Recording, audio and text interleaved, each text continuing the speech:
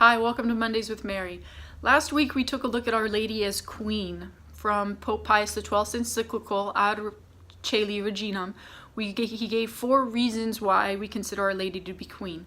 4 of these reasons are that she is the Mother of God, she is the new Eve, she is preeminently perfect, and she has intercessory roles.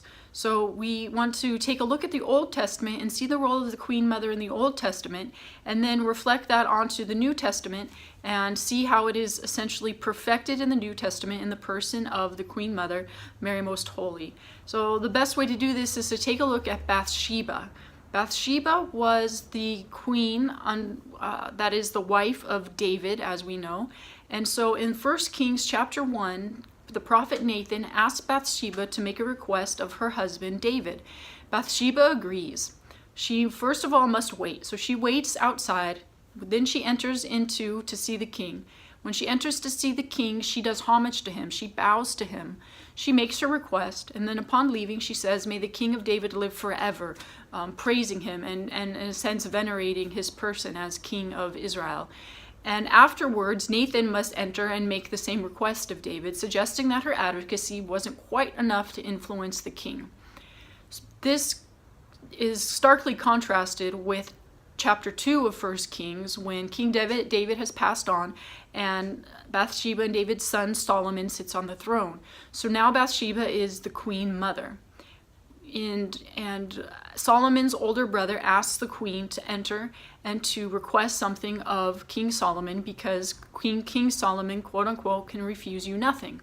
So the queen mother does what she's asked. She enters, and rather than her bowing down to give homage to Solomon, Solomon actually stands and bows to his mother, the queen, and offers her a throne at his right hand. Now, this is unprecedented and doesn't happen anywhere else in Scripture, because the right hand is considered a place of authority second only to the king. And so we see Bathsheba taking this position. Then she says that she has something to ask of Solomon, and Solomon says, "I will refuse you nothing," showing the influence that her advocacy and her intercession has on the king. So this is greatly contrasted. We see in just this one little episode in the Old Testament that the Queen Mother had a certain authority. So she had a certain sharing in shepherding the flock as what will be the new Eve. She is preeminent over all other women and all other creatures except the king, in that she sits at his right hand and he actually does her homage. She has intercessory power in that she is able to make a request that, quote unquote, Solomon cannot refuse.